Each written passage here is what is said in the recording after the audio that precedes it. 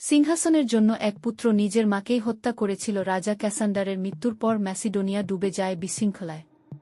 তার জ্যেষ্ঠ পুত্র ম্যাসিডোনের ফিলিপ চতুর্থ সিংহাসনে বসেন, কিন্তু মাত্র ৪ মাস পরই যক্ষ্মায় মারা যান।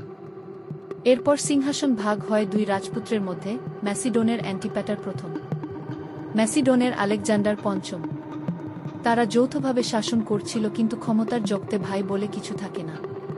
অ্যান্টিপ্যাটার প্রথম পুরো রাজ্য একাই চাইল, আর তাই ঘটাল অকল্পনীয় এক অপরাধ। সে হত্যা করল নিজের মা থেসালোনিকেকে, যিনি ছিলেন আলেকজান্ডার দ্য গ্রেটের সৎ বোন। এরপর সে নিজের ছোট ভাই আলেকজান্ডার পঞ্চমকে সিংহাসন থেকে বিতাড়িত করে। নিরুপায় আলেকজান্ডার সাহায্য চান শক্তিশালী রাজাদের কাছে, কিন্তু বিশ্বাসঘাতকতা থামেনি। রাজা ডেমেট্রিয়াস তাকে নৈশভোজে আমন্ত্রণ জানান। বিশ্বাস করে আলেকজান্ডার কোনো প্রহরী ছাড়াই সেখানে যান। সেখানেই তাকে হত্যা করা হয়, তার সঙ্গে আসা বন্ধুদের সহ। তার স্ত্রী লাইসান্দ্রা, যিনি ছিলেন প্টোলেমি প্রথম সোটারের কন্যা, আলেকজান্ডার দ্য গ্রেটের সাবেক দেহরক্ষী এবং পরবর্তীতে মিশরের ফারাও, এক মুহূর্তে বিধবা হয়ে পড়েন। দুই ভাই, দুই রাজা, একই পরিণতি।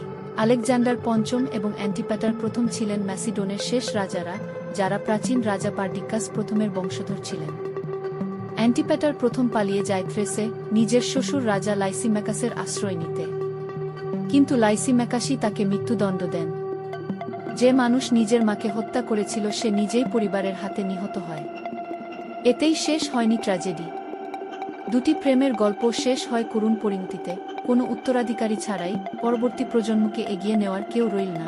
অ্যান্টিপ্যাটারের স্ত্রী ইউরিডাইসি, যিনি একদিন রানী হওয়ার জন্য নিয়তিবদ্ধ ছিলেন, স্বামীর প্রতি বিশ্বস্ত থাকার অপরাধে বন্দী হয়ে পড়েন।